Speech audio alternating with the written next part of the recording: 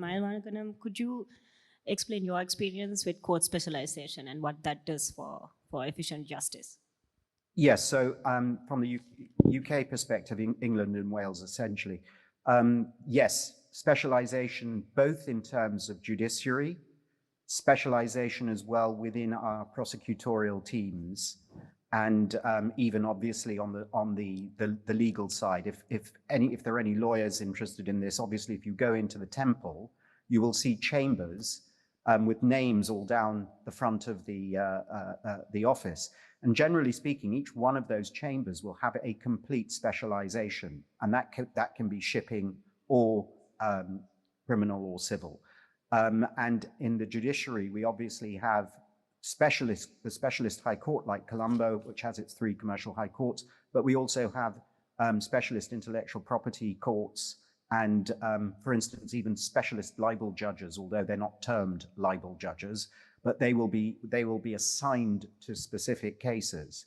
And I do agree with or respond to Justice Alivahara's comment by saying, certainly from our perspective, that not only gives the public the ability to find and to be sure that they're dealing with people who really know about the subject area, but I think it also leads to an issue that impacts the rule of law in that, for instance, within some of the government departments that have lawyers, both in Sri Lanka, I'm sure, and in the UK, it is really critical to ensure that there is a body of expertise that is passed down to the new younger lawyers. So if, for instance, one of the areas that I've worked in, for instance, in cybercrime and crypto tracing, if you are developing a team, both judicial and criminal or civil, that type of knowledge is obviously so fast changing and so technical that it's very hard to deliver that type of knowledge and then just let someone depart into another department.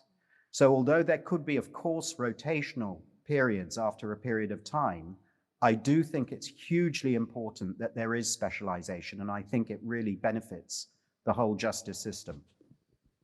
Mr. Fernando? Again, I'll try to take a slightly add to the discussion.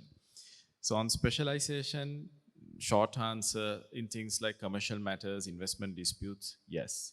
And I think answering your questions, having a specialized court will hopefully speed things up because the learning curve will be only for the first 2 cases, and after that, the people will know and you can move faster.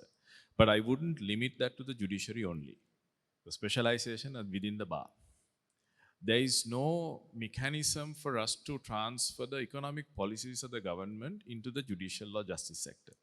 For example, our law college syllabuses should be updated on a more regular and dynamic basis to reflect the development strategies of the government. That's not happening. So the government is going fast on this side, and sometimes we are going backwards and still learning laws that have very little relevance. Especially in big laws like data protection. Exactly. So it takes a long time for it to get to the legal education. That's one aspect. Second one is, if now we have the career judiciary up to the High Court, then you have the recognition judiciary from the Court of Appeal to the Supreme. You're recognized for your eminence and you're appointed to that bench. But norm has it that it comprises of half-half career judges and judges who have been in practice like yourselves, and also lawyers who come from the private bar. When you go to the appellate judiciary, you're supposed to know everything because you can't choose. The specialization of the appellate level is not a thing that I'm aware of. So we have to factor that in. One of the things that we can do is interbench transfer pre-orientation of doing that. What I mean is now we have 3 commercial high courts. Those are manned by high court judges because of the importance we give to the hierarchy.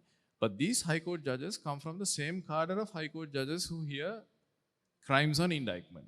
So this term, they might be hearing cases on murder and rape, and next term, they'll be immediately asked to hear cases on arbitration and shipping. So I don't think we have a mechanism, so you can please correct me that I'm wrong, that we orient them at least 2-3 months before they take on that. So succession planning, reorganize the annual transfers. There's a lot that can be done without changing laws and getting additional budgets. So I think that also should be taken in. And the final point is, I said only certain areas I agree. If you take land, day-to-day trials, specialized courts, good, but most of the land disputes do with partition. Now, partition cases involve both affluent in society as well as those who are not. So now, some of the time, some litigants prefer the case to get late. Say today one date, next hearing date maybe 3 months later, because during that 3 months only they can collect the fees to defray the litigation costs. For the businessman, yes, pay any amount, get the uncertainty out, be done with it.